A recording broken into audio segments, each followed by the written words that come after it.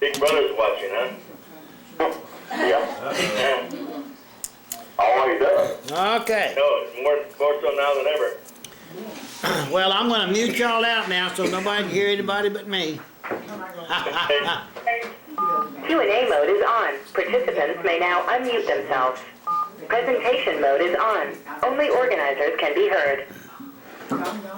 Baruch atah Yahweh Eloheinu melech haolam, asher kadishanu b'mitzvotav v'tzivanu l'shmoah kol shofar. Blessed are you, Yahweh Eloheinu, King of the universe, who has sanctified us by his commandments and commanded us to hear and respond to the call of the shofar.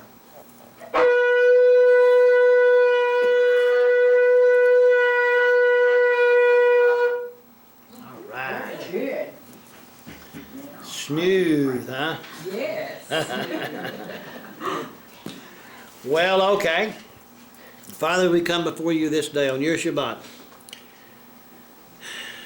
Help us to rest in you this day. With all the turmoil and trouble that's going on around the world, with all the fires going on every place, we look forward to the rain that you send us as a blessing. Father, guide us this day into the truth of your word. Help us to see wonders out of your word that will change our life and cause us to walk even closer with what your word says.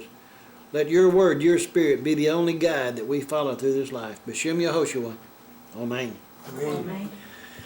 Well, today we're going to start a new book, Shemot, in the Hebrew, otherwise known as Exodus, which comes from the Greek. Shemot means the names. And we kind of get into that because of the first 2 or 3 verses that list all the names of those who went down into Egypt.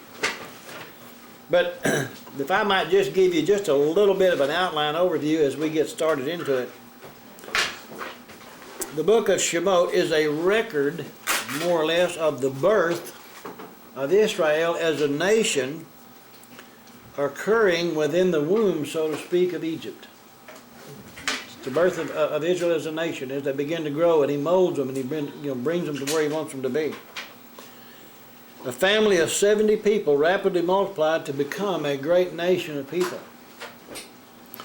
The growth of Israel as a nation presents problems to the parent nation, which begins to have a problem with these so-called Israelites, and the only problem they have is not because of anything they did, but just because of there is so many. Okay? It's pretty good where just plain old numbers of people causes other people to become nervous. The book tells us about the delivery of the nation from the womb of Egypt into the world, where it is given protection, it's fed, it's nurtured, they're given instructions which will preserve their life until the appointed time when the Mashiach, or the Anointed One, comes to reinstate the eternal life which was lost when Adam sinned. The book physically shows us how to live as a new creature and helps us to understand the scriptures, which reveals the divine nature of our Creator. And then when this divine nature, which is written in the text, becomes flesh and dwells among us, then he gives us a true experience on how to live according to what the Word said. He wrote it down, he gives us the instructions, then he came and gave us the example. And we're all supposed to live like that. And all of us are going to be measured against who? Against Yehoshua, and who he is, and what he is, and how he lived. The book contains what we call the 10 Commandments. It contains covenant signs, contains judgments on all the false gods of Egypt, which are still around the world. Contains instructions for the construction of the tabernacle, construction of all the furniture and the clothing for the priest, and all of this is teaching us of our relationship with Yahweh through his Anointed One. Because all of these things talking about Messiah Yehoshua, and it's helping us to build a relationship with him. Okay? Everybody talks about things, we all want a relationship with our Creator, right? He's giving us the instructions on how to do that. That's what it's all about. You don't just know about somebody, you begin to know them, and they begin to know you. Okay? We're given eternal principles to live by. And the name of Yahweh is given in chapter 3 as a memorial throughout your generations forever. Isn't it funny, all these people talking about the Old Testament, being done away with? I guess that's why they're afraid to use the name. They don't know what the new name is. That was a bit smart-aleck remark. Okay. In verse 1. Now these are the names, Shemot. Shemot is a plural form, feminine plural, Shemot, feminine plural of the word Shem, which means name. So Shemot, feminine plural, names, plural. These are the names of the sons of Israel who came to Egypt. Each man and his household came with Yaakov. Actually, the word Shem means, name. 8034 is a number. It means a name, but it also means a reputation. It also means fame. It also means glory. It also means a memorial, and it also means a monument. If you think about how all these terms are being used, and we talk about, building a house for his name, the memorial, the name. And Eben means a stone, is what you'd build a temple or a tabernacle or something with. And from that we get Benah, which is referring to the sons, who are builders of the family name. And we're all called to be what? Living stones, okay? All comes back to what's in the name. What's in the name. And as we get into Yahweh, we see what that really means. But the name Shem is also a primitive word denoting the idea of definite and conspicuous position. Okay? If something is definite or definitive and conspicuous, that means it stands out, right? And it shows you something. Okay? A name will draw you to something that's definite and conspicuous, and then you have to go learn everything else that's involved in what that name means, okay? You can't know someone just because you know their name, right? But when you go to them and live with them according to what they tell you, then you learn who these people or who this person is you're living with. The English word, name, which is used to translate this, comes from the Saxons, who dwelt in the northern part of Germany. Then they invaded and conquered England in the 5th and 6th centuries. In this text, the word household, I think some Bibles use house, some people use household. The number is 1004. This thing appears on a whole lot of other places because it can be translated as family, or it can be translated as house or household. The word itself is bayit, but out of all the meanings, it specifically means family.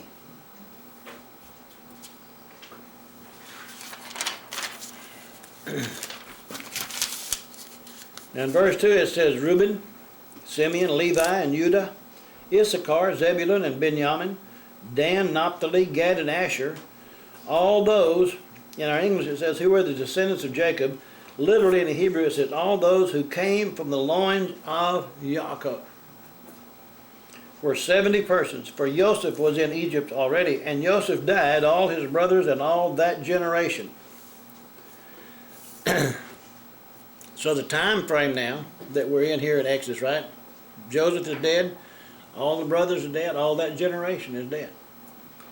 Verse 7, but the sons of Israel were fruitful and increased abundantly, multiplied and grew exceedingly mighty, or became very numerous, and the land was filled with them.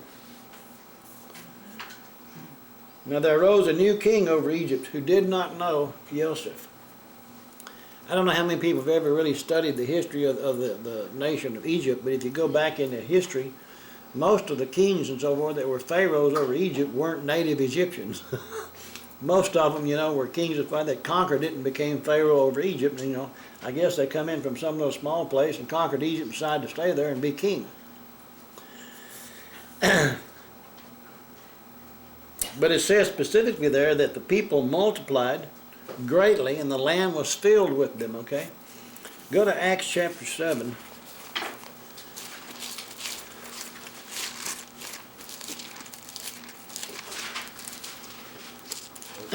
In verses 17 and 18. We're going to be going back and forth to this Acts chapter 7 a few times here, if you want to make a little mark for it. Now, in this chapter, it's where Stephen, was chosen, and this is his monologue as he's teaching, and preaching to the people before he made them all so mad that they decided to kill him. That's what happens sometimes when you preach the truth too loud. But in verse 17, and Stephen is talking, and he said, "But when the time of the promise drew near, which Yahweh had sworn to Abraham, the people grew and multiplied in Egypt." Notice very carefully what that verse says. When the time, the appointed time, the moed of the promise. What promise? Remember the promise in Genesis 17, Yahweh made a promise to Abraham. Acts 7, verse 17. Okay. Oh, okay. Now I like it, I'm here lost. The time of the promise. The things that get me, and I know all of us deal with this all the time, and people like to talk about the promise of Abraham, and if you believe in Messiah, then you're the seed of Abraham and heirs of the promise and all this kind of thing. The promise that Yahweh made to Abraham was what? That I'm going to give you and your descendants a covenant, and I'm going to give you the land. Right. Well, here in Exodus, it says the time of the promise. This is the appointed time for Yahweh to give the covenant. He gave them the covenant, and he said, this is what you're going to live by when I bring you into the land, right? And they've been down there 400 and something. And the thing about it is, he told them too, when you bring them in the land, and if you don't continue to walk in obedience to my covenant, what's going to do? He's going to kick you out of the land. Right? So in verse, he says, "But when the time of the promise drew near, which Yahweh had sworn to Abraham, the people grew and multiplied in Egypt, till another king arose who did not know Joseph." We're going to come back to verse 19 here in a minute. But what I'm trying to get, this is Stephen in the book of Acts, okay, after the death, burial, and resurrection of the Messiah. And he is still talking about the time of the promise, referring back to when Yahweh gave the covenant to Moses. That was the giving of the covenant, the promise. There is no such thing as a new covenant to replace that one, okay? We have a new disposition of sin under, this writing since Messiah came, but that was all prophesied that it was going to be that way. So go back and look now in verse 9 of Exodus 1.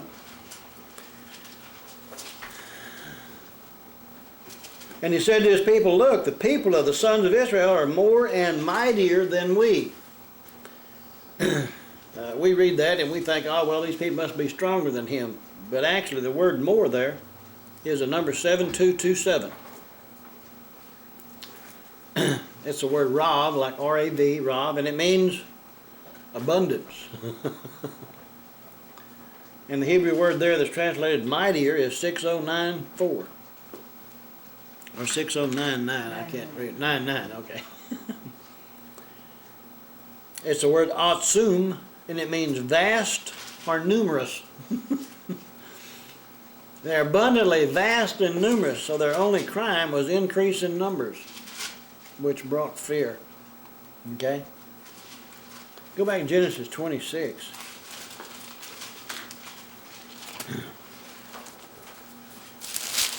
In verse 16.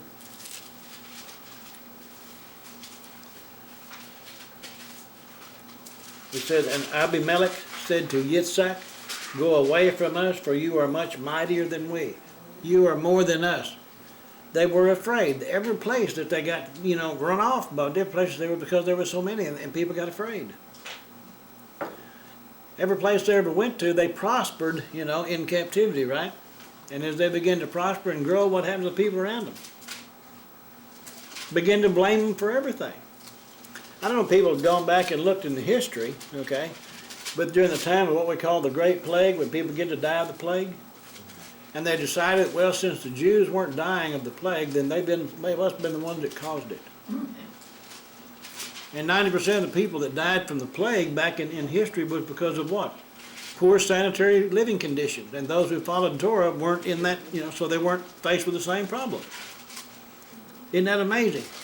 If things are not as bad for you as they are for me, then it's bound to be your fault. Isn't that the attitude that people have? And it still permeates an awful lot of thinking today. Okay. Go back to Exodus.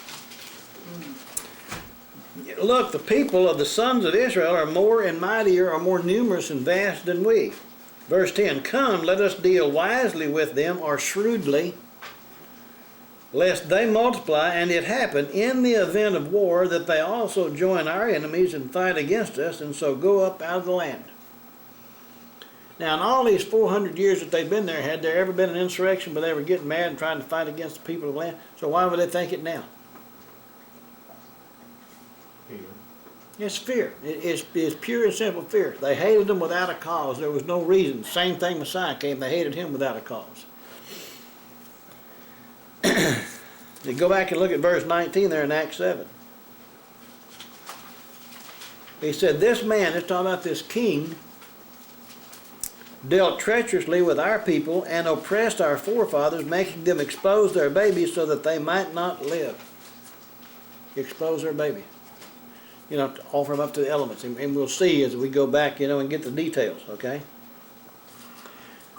But notice what Stephen is doing. He's giving a recount of everything that took place, in the church in the wilderness, or the ecclesia, or the called out one back in the wilderness. Where did the church begin? When Yahweh called them out of Egypt, right, and gave them the instructions for life.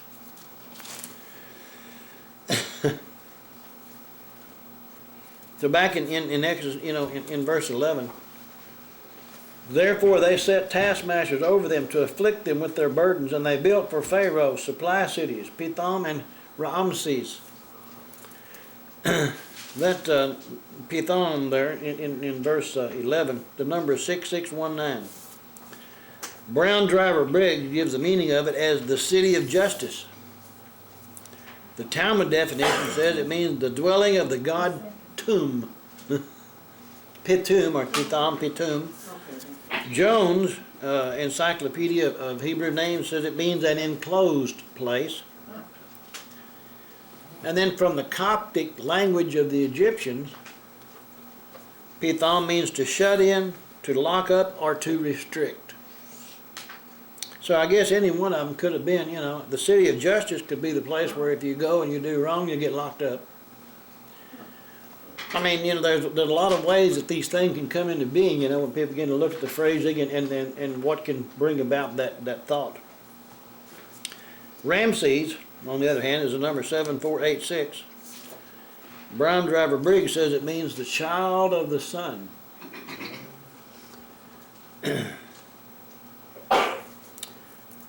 In our year 1960, not that many years ago, an inscription was found in a city of Beisan, B-E-I-S-A-N, Beisan, in Palestine, or Israel. And this inscription was found, it said, Ramses II was boasting that he built a city called after his name with what he wrote in there as Semitic slaves. Now this was an inscription that was found, back in the 1960s. Is that not a verification of what Scripture says? Where'd they find that at? In a place called Beit San in Israel. Where were we? We weren't too far from Beit Shan, were we? Is that where We went to Beit Shan. But that's where Jonathan and Saul, their headless bodies were impaled on the wall. And we went in that amphitheater there, in Beit Shan, and we could look across and see the wall over there where the wall was, where they were impaled. So we were there. Okay. In verse 12 it said, but the more they afflicted them, the more they multiplied and grew, and they were in dread of the sons of Israel. They were in dread. So the Egyptians made the sons of Israel serve with rigor or harshness. They made their lives bitter with hard bondage. That word bondage there is 5656. It means head or hard labor. In mortar and brick and in all manner of service in the field. All their service in which they made them serve was with harshness or rigor. There are bricks today in the British Museum that are stamped with the name of Ramses II. And they found, going back, in the rubble, they found these bricks with Ramses II name on them. They have them in the British Museum. A lot of things around the world, you'd be amazed at how many things have been found to actually support the scriptures. And yet we still have all these biblical scholars who are saying things, well, it really, I know it says that, but that ain't what it means. I mean, we've all heard that, I'm sure, at some point in time. In verse 15, it said, Then the king of Egypt spoke to the Hebrew midwives, of whom the name of one was Shiphrah, and the name of the other Puah. If you notice, all these plans that he's had to get rid of these people ain't working. So he keeps coming up with a new plan, so now he's got another one. A lot of people in verse 15 talk about, oh, well, these were Egyptians who were converted to Judaism, and they became midwives and all these kind of things. The names themselves, Shiphrah and Puah, are Hebrew names. They're not Egyptian names. They're not something. They're Hebrew. I believe that these are just Hebrew women who acted as midwives to the other women. Shiphrah, the number is 8236, 8237. Both of these, name one can derive from the other. Brown Driver Briggs says it means fair. Jones, Dictionary of Names, says it means beauty. So fair and beauty, I guess, could be, one and the same. And then Puah is the number 6326. Brown Driver Briggs says it means splendid. Jones Dictionary says it means splendid or light.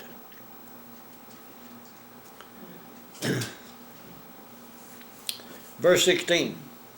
And he said, when you do the duties of a midwife for the Hebrew women, okay, the thing about it is, notice there in verse 16 they put a capital letter H on the word Hebrew. They did the same thing up there in verse 15. But actually that word Hebrew there, it would be capitalized, I guess, in our language, but in the Hebrew it's just the word Ivrit, which means that they were descendants of the Ivrit people. Okay? Because the term itself gives, the genealogy of where they're from. Does that tell you whether they're Egyptian or Hebrew or what have you? Hebrew. Okay. He said, when you do the duties of a midwife for the Ivrit or Hebrew women and see them on the birth stools, if it's a son, then you shall kill him, but if it's a daughter, then she shall live. But the midwives feared Elohim. You got to know him to fear him, right? And we're told in so many places, if there's no fear of Yahweh, right? And one of the biggest problems we have today among everything is there is no fear of Yahweh. I mean, after all, everybody's been taught there's no point in fearing anything. We're all living under grace, right? As long as everybody thinks everything you do is okay, there will never be fear. But the midwives feared Elohim and did not do as the king of Egypt commanded them, but saved the male children alive.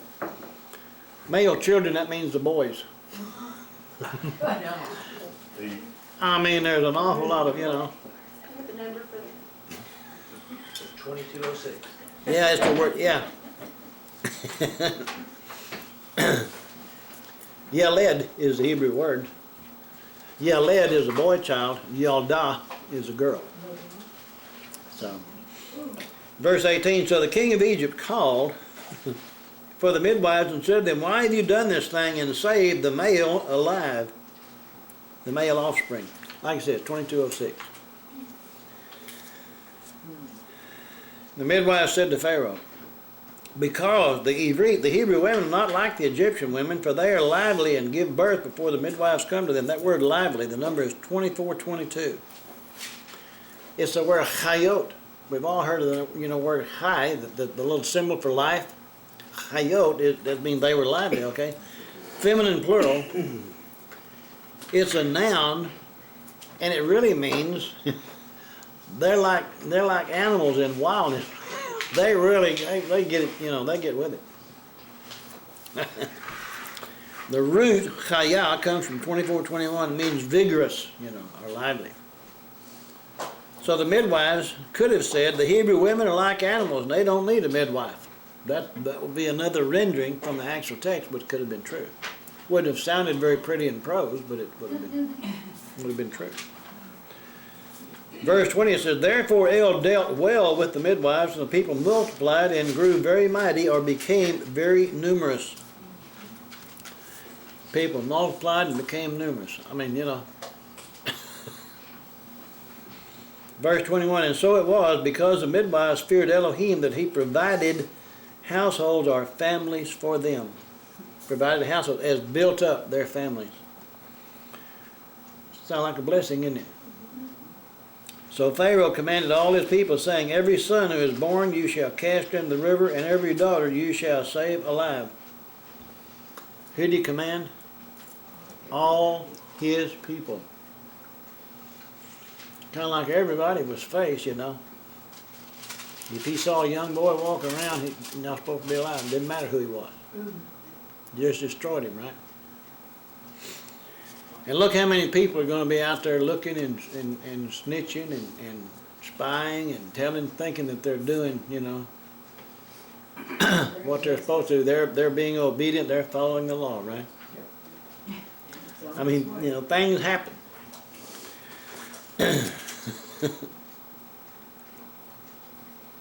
But that's another plan. All the other plan didn't work, so now he comes up with a new one there in verse 22. Well, okay, we're going to just, destroy them all. Throw them in the river. Make them food for the crocodile. In chapter 2, this gives us the beginning of Moses, who will be known as the future deliverer of Israel. And the man of the house of Levi went and took a daughter of Levi. We'll get to it later, but the man his name was Amram, A-M-R-A-M, Amram, number 6019. His wife's name is Yochebed, like Y-O-C-H-E-B-E-D. I know in the movies and all them other things they have all different kinds of names and so forth, but the scripture actually says Yochebed. Now Amram means exalted people. Am is people, Ram is exalted, so the exalted people. Yochebed comes from the word chibad, meaning glory, with the Yah, but they've got Yo in there when they combine it, and Yochebed means Yahweh is glory. Number is 3115. But isn't it amazing how many people out there today, I'll say, oh, well, you got to say Yah, you got in order to have Yahweh's name in it. But so many of these names that are compound, going back in the Hebrew where they compound, Ichabod and Yahweh, and they say it's Yochebed, which means Yahweh is glory. The pronunciation changes when you combine words. Same thing happens in our language. But people can't seem to find, the fortitude to apply the same rules of English to all languages, because they're basically all the same. They do the same thing. People say, well, how come you put this letter in this word and it means one thing, but you don't pronounce it? I don't know. How come you put an E on car and it becomes care? I mean, it's the same thing in English, isn't it? Okay. We have to try the same rules. Verse 2, so the woman conceived and bore a son. And when she saw that he was a beautiful child, she hid him for 3 months. Before we go on here, Moses was the third or the youngest behind Miriam, right? And Aaron. Now, we go on down there. She says she hid him for 3 months. So he was 3 months old. Aaron was 3 years old. And Miriam was old enough to take the child down and then watch, and then had enough presence of mind to go forth to speak to the daughter of Pharaoh with a pretty good idea. So she was fairly old, okay? Word beautiful there in verse 2 is the number 2896, and it's the Hebrew word tov.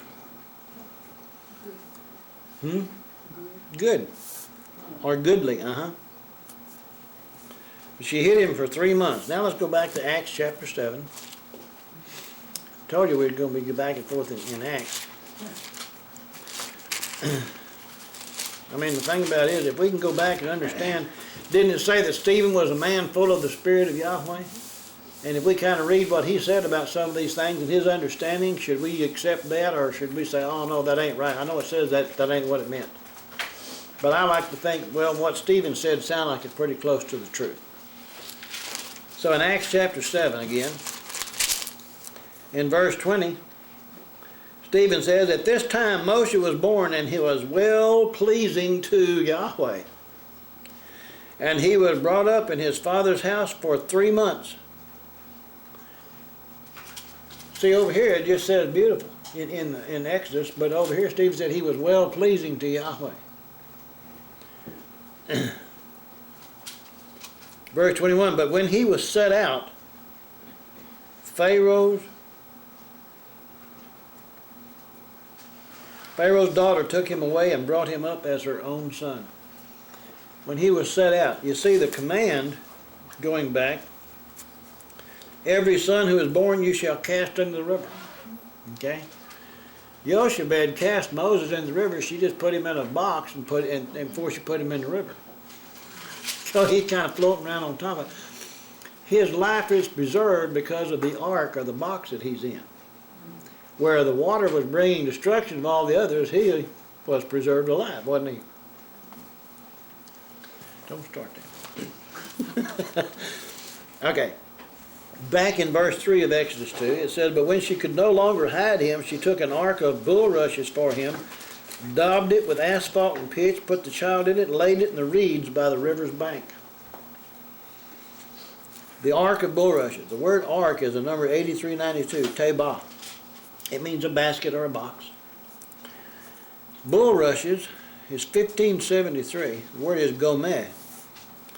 The word itself, it means an absorbent, specifically the papyrus. Okay? So in this basket made of absorbent materials, Moses would have drowned except for what? She covered it with asphalt and pitch. So the covering of pitch and asphalt that his mother smeared on the ark, okay? To smear on means to anoint. So you can say the anointing that the mother applied to the box is what protected him, you know, in the water. Okay. Verse 4, and his sister stood afar off to know what would be done to him. Then the daughter of Pharaoh came down to wash at the river, and her maidens walked along the riverside, and when she saw the ark among the reeds, she sent her maid to get it. And when she had opened it, she saw the child, and behold, the baby wept. That word child in verse 6 is the word yeled. The word, for a boy. The baby wept, so she had compassion on him and said, this is a Hebrew boy. Now, I don't know how many of you, saw the movie, but it didn't have anything to do with the color of the cloth that he was wrapped in. Okay? Ever she knew this was a Hebrew child because of the circumcision, which had been performed on the 8th day. That's how they knew.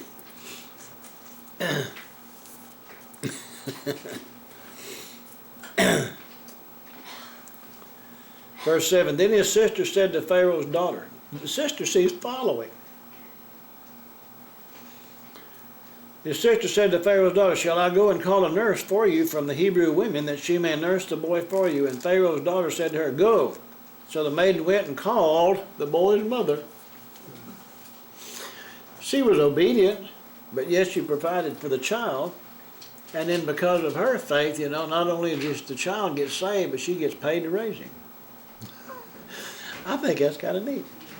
Then Pharaoh's daughter said to her, take this away, the child, and nurse for me, and I will give you wages. So the woman took the boy and nursed him. And the boy grew, and she brought him to Pharaoh's daughter, and he became her son. So she called his name Moshe, 4872 is the number for Moshe's name. Saying, because I drew him out of the water. So Moshe means what? To draw.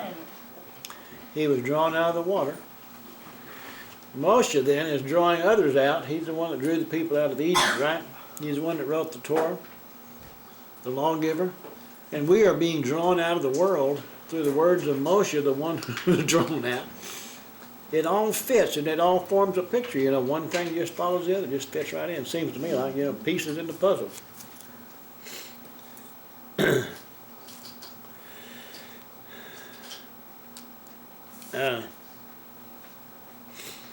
The plans that Pharaoh had to destroy all these people was ruined by his own daughter. Stop and think about that. Yeah. In verse 11, now it came to pass in those days, when Moshe was grown, that he went out to his brothers and looked at their burdens. And he saw an Egyptian beating a Hebrew, one of his brothers. You know that his mother raised him. He knew who he was, you know. So he looked this way and that way, and when he saw no one, he killed the Egyptian and hid him in the sand. And when he went out the second day, behold, 2 Hebrew men were fighting, and he said to the one who did the wrong, why are you striking your companion? Then he said, who made you a prince and a judge over us? Do you intend to kill me as you killed the Egyptian? So Moshe feared and said, surely this thing is known. It said he looked around, didn't see anybody, but evidently somebody saw him, whether he saw them or not. Go over to Acts chapter 7.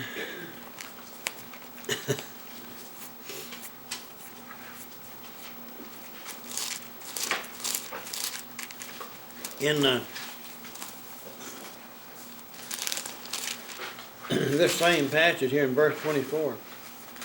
Now this is Stephen speaking, and he's giving us, you know, more of information here that we didn't have.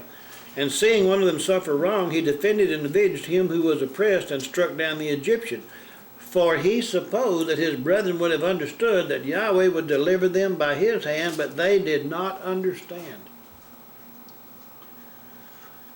I don't know how many of you remember the movie Cecil B. DeMille, the 10 Commandments and everything, where all of them are sending out these people that are looking for what they call the deliverer. And they were hunting for Moses, and they finally brought him in and so forth. Why would the people be looking for a deliverer? Where would he have gotten the idea? And here he says, for they supposed that his brethren would have understood that Yahweh would deliver them by his hand, but they did not understand. All this time they've been looking for a deliverer. Even when Messiah came, they're still looking for a deliverer. But because of distortions and false teachings, when the deliverer comes, they didn't recognize him. The only ones that recognized him and accepted him was who? The ones who studied and knew the Word. Messiah said, if you had known the Father, you'd know me. Did he say that? So those who study and know him know who to look for and when and how. It's not a secret. Now, a lot of people don't want to believe things. Most of the time, when people get to the point where they don't really, you know, believe or can't make up their mind to believe what the Word says, kind of like the catching away the bride or this type of thing, you know, you have to go back, and I'm not saying there's anything wrong with those people, but what moves people so much of the time is humanism. Have you all heard of the term humanism? We begin to think about the humanity of man, you know, and the inherent good and everything, and people can't, well, you know, surely God's not going to let these bad things happen to those people, and he's going to protect these people, you know, and the idea of humanism or humanity won't allow us sometimes to accept the thing that Yahweh is not the one destroying those people. Yahweh is the one who provided a path for those people. Yahweh is not the one forcing those people to go through this bad stuff. He's saying there's a path out of it over here if you want to take it. He says choose. He sets before us, you know, life and death, blessing and cursings, and he says, you choose. But humanity and some of the things that we've been taught throughout our life won't allow us to accept the fact that Yahweh, okay, surely Yahweh not going to kill them people. He didn't kill them anyway. He's not going to kill us if we will obey what he tells us to do, right? We have the choice. It's when people make these choices because of humanism, and then they want to come back and say, well, it's your fault. We want to escape, you know, from the guilt or from whatever it is, and we try to blame it on him. A lot of people out there today that are teaching, it doesn't make any difference what I do. It's already preordained what I'm going to do. We are predestined. Every word I'm going to say, every action I'm going to make, all the people I'm going to kill is already predestined. And Yahweh knows it because He's the one that set it up. Therefore, it's not my fault, it's His. Blame Him, not me. You ever heard that? There's a lot of religions out there teaching that. Okay? We all are what? Responsible for what we do. We're all responsible for our own sins. And He said, I set before you this day life and blessing, death and curses. That has never changed. Okay. Anyway, he supposed that his brethren would have understood that Yahweh would deliver them by his hand, but they did not understand. They didn't understand when Moses came. They didn't understand when Messiah came. A lot of parallels. Look at these whole things, okay? Well, let's go back in Acts 7 again. I should have read more, but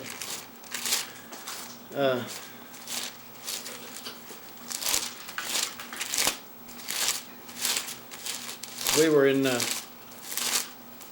verse 25 there. In verse 26, it said, the next day he appeared to two of them as they were fighting, and he was trying to reconcile them, saying, men, you are brethren. Why do you wrong one another?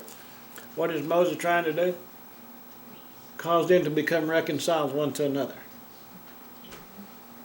Remember when Messiah walked the earth and said Yahweh was in Messiah reconciling the world back to Himself. It's a whole thing, message of reconciliation. Verse 27, but he who did his neighbor wrong pushed him away, saying, who made you a ruler and a judge over us? Do you want me to kill you as you did the Egyptian yesterday? Then at this saying Moshe fled and became a sojourner in the land of Midian, where he had 2 sons. That's another inference. Where was he? In the land of Midian. Where was he when he saw the burning bush? Up on the mountain, in Midian. He went up and he talked to it. Yahweh said, I'm going to send you to bring the children. And when you bring the children out, you're going to come back and serve me on this mountain. Where was it? In Midian, in Arabia. And yet everybody's following the teachings of the Catholic Church and puts everybody in the Sinai Peninsula, which is still part of Egypt. People follow doctrines of men without bothering to find out what the Word really said. Okay. Going back now in verse 15 of Exodus 2. When Pharaoh heard of this matter, he sought to kill Moshe. But Moshe fled from the face of Pharaoh and dwelt in the land of Midian, and he sat down by a well. You realize how many places we're told where he lived in Midian? Okay. The word Midian is the number 4080. The word itself means strife. It's on the northern end of what we call the Arabian Peninsula, or the boot of Arabia, okay? Midian was a son of Abraham by Keturah. You could just make a note, Genesis 25 verse 2 is where you'll find the reference to Midian as a son of Abraham.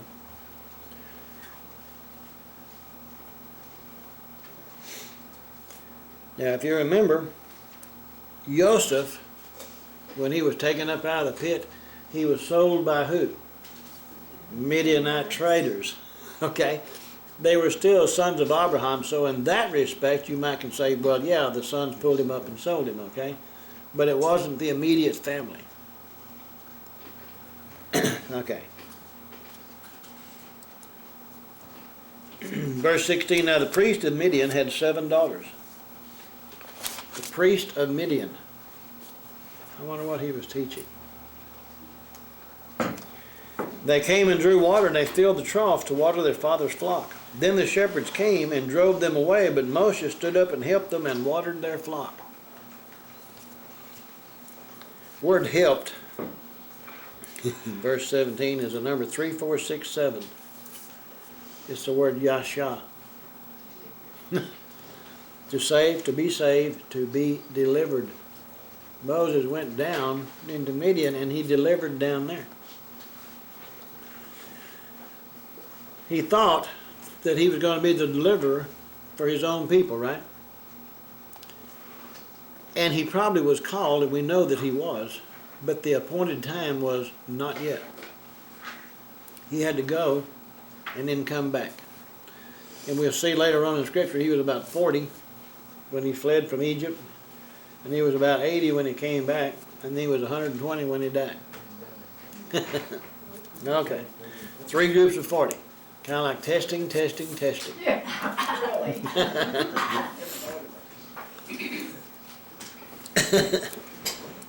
So in verse 18, and when they came to Reuel, their father, he said, how is it that you have come so soon today?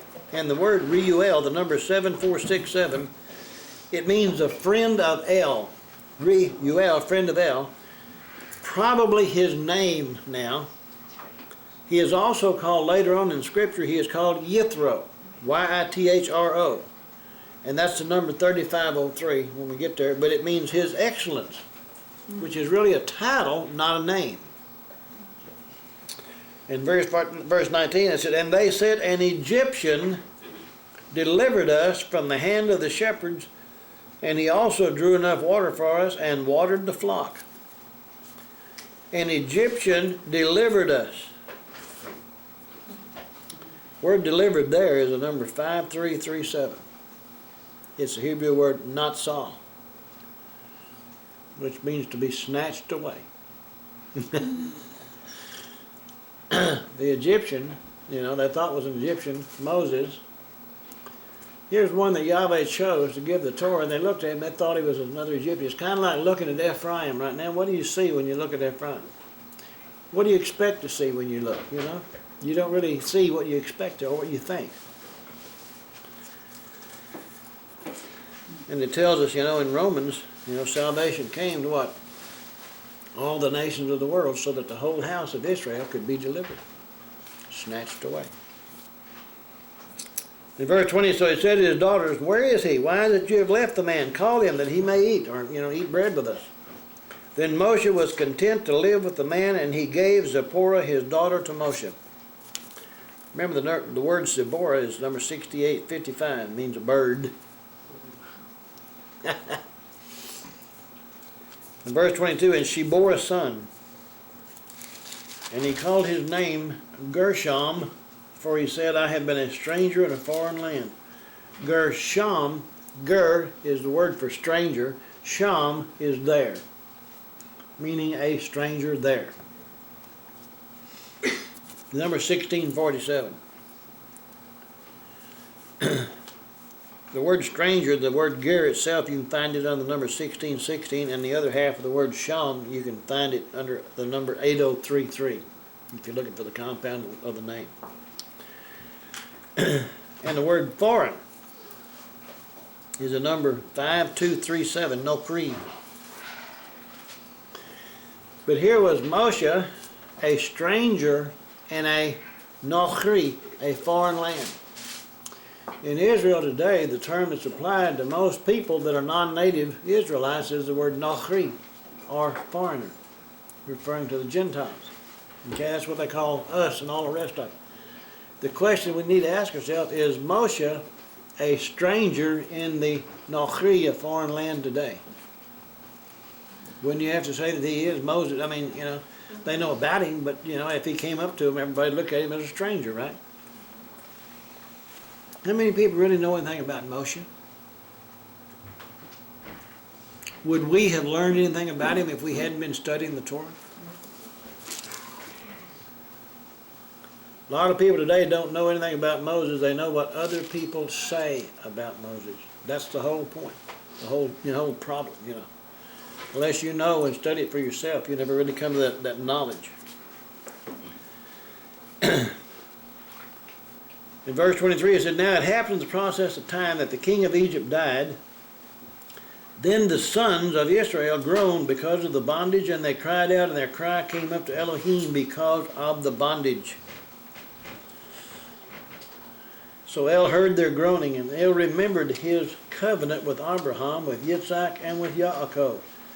He remembered his covenant, the appointed time. Stephen talks about the appointed time. The promise that Yahweh made to Abraham was at the appointed time. I'll give the covenant. And Elohim looked upon the sons of Israel, and El acknowledged or remembered, or however you want to place that, okay? But go to James chapter 5.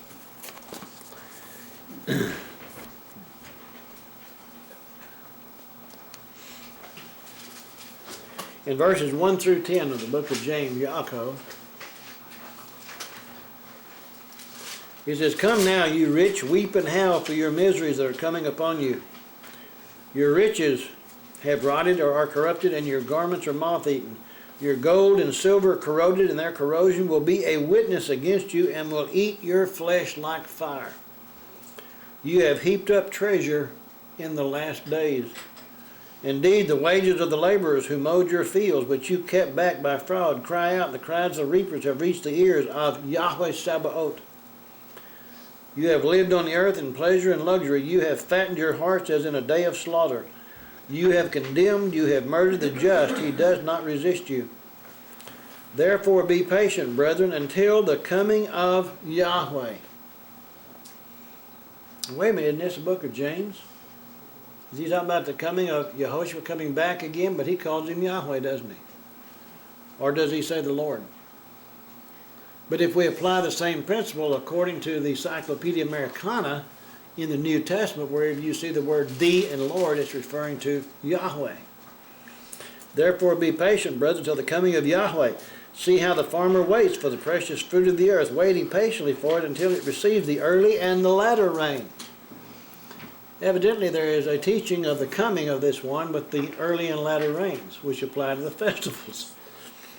Verse 8, "You also be patient, establish your hearts, for the coming of Yahweh is at hand. Do not grumble against one another, brethren, lest you be condemned. Behold, the judge is standing at the door. My brethren, take the prophets who spoke in the name of Yahweh as an example of suffering and patience." The example of the prophets.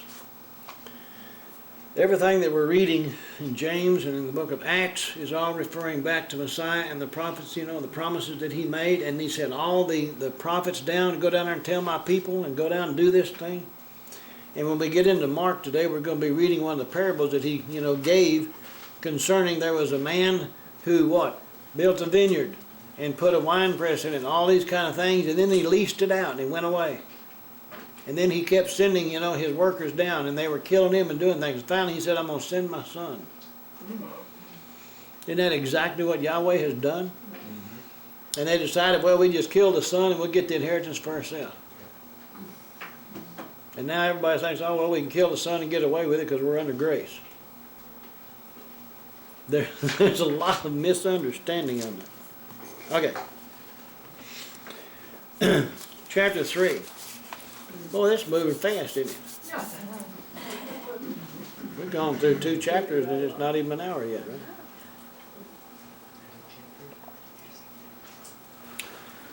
Now Moshe kept the flock of Jethro. There's his excellence, his father-in-law, the priest of Midian, and he led the flock to the back of the desert and came to Horeb, the mountain of Elohim. Isn't it kind of neat? There again, Jethro, 3503, means his excellence. And Horeb, H-O-R-E-V, is the number 2722, and it means a desert or desolate. And it's kind of funny, he found Yahweh in a desolate place. In verse 2, the angel of Yahweh. The angel of Yahweh. Every time we see that, the angel of the messenger of Yahweh, who is that? Is that always Yehoshua? So the angel of Yahweh appeared to him in a flame of fire from the midst of a bush. So he looked, and behold, the bush burned with fire, but the bush was not consumed. Word angel, Malach, 4397. And of course it's 3068, Yahweh. The word bush is the number 5572.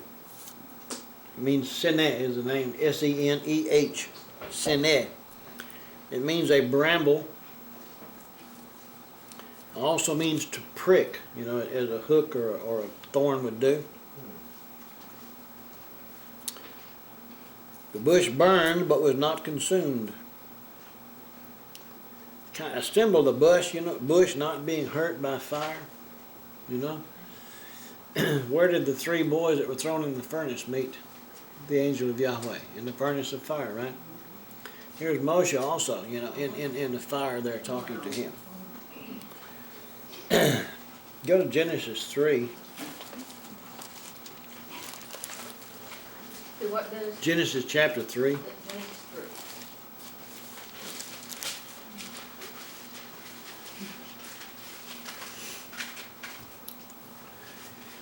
3. Adam has sinned, and curses are coming upon the earth. In verse 18, or in part of 17b, it says, "Cursed is the ground for your sake, and toil you shall eat of it all the days of your life. Both thorns and thistles it shall bring forth to you, and you shall eat the herb of the field." The thorns and the brambles didn't come into being until it was cursed, right? So Moshe met Yehoshua in the symbol of the curse. And that kind of, what did Messiah wear on his head? Crown of thorns. He kind of wore the curse. He took everything. All the curse that came upon the earth because of disobedience, he took.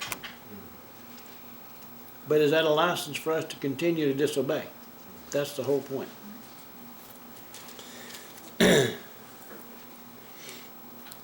Go to Deuteronomy 33.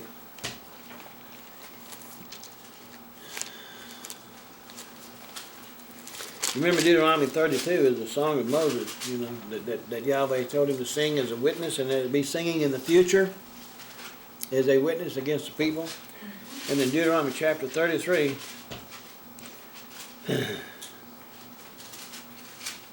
verse 16, this is in the blessing of Joseph, okay? And Moses is the one speaking here. Verse 16, he said, "With the precious things of the earth and its fullness, and the favor of him who dwelt in the bush." That's the grace, is it not? And who is that coming upon? Joseph. And the stick of Joseph is in the hand of who? Ephraim. The favor. That's the grace, okay? Joseph. We then, scattered around the world, as we begin to find out who we are and come back in obedience to Yahweh's word and find out who he is, what he is, then we know who we are and we know what belongs to us. Can anybody here today not say that learning the Torah is something for us today? Has that been a blessing or a curse for us? And we all understand that that's the anchor for the soul. That's the anchor for who we are. We can always go back and say the word has never changed. I don't care what people say or what people think. The word of Yahweh is the same it's always been. If that word, which never changed, became flesh, is he any different from what the word said? Would he expect anything different other than what the word said? If we hear his voice, what do we hear? The word, the Torah, is what we hear. There's so many things, you know, and I feel your heart gets heavy for people who reject it because they don't understand the blessing that's really there.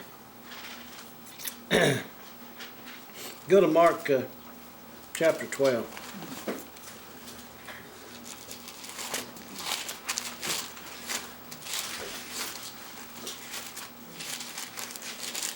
In Mark chapter 12, in starting verse 24.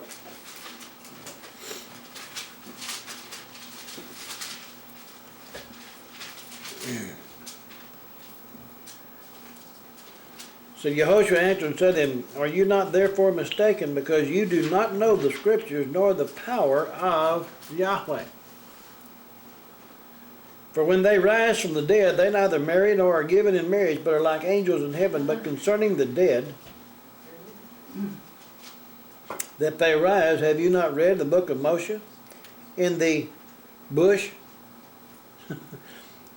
they've added the term burning bush passage. They've added those phrases, but it just says, you know, in the book of Moses in the bush, how Yahweh spoke to him saying, "Ani, the Elohim of Abraham, the Elohim of Yitzhak, and the Elohim of Yaakov."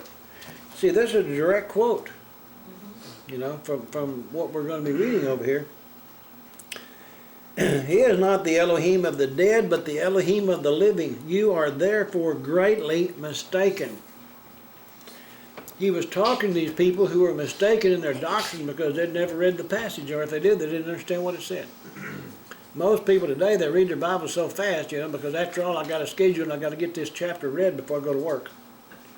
I mean, I'm not saying people shouldn't be reading, that's true. But you need to be reading it with understanding, not just reading it because it's something you set yourself to do. It becomes a chore. Understanding comes with doing, not just because you skim over it a time or two. I mean, I'm sure we all learn today, if we read things today and we realize there's words in it that wasn't in there when we read it last week. But it's there now. Okay.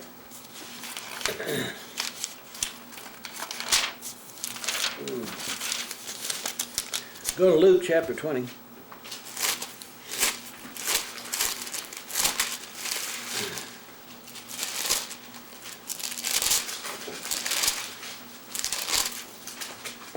Starting in verse 34 through 38. And this is the same thing that we were reading there in Mark, but in verse 34 it said, And Yehoshua answered and said, And the sons of this age marry and are given in marriage. But those who are counted worthy, see that word worthy there in this passage means those who are deemed entirely deserving to attain that age and the resurrection from the dead, neither marry nor are given in marriage, nor can they die any more, for they are equal to the angels and are sons of Yahweh, being sons of the resurrection. But they have to be what, first of all? Deemed entirely deserving. Now even Moses showed in the bush that the dead are raised when he called Yahweh, the Elohim of Abraham, the Elohim of Yitzhak, and the Elohim of Yaakov. For he is not the Elohim of the dead,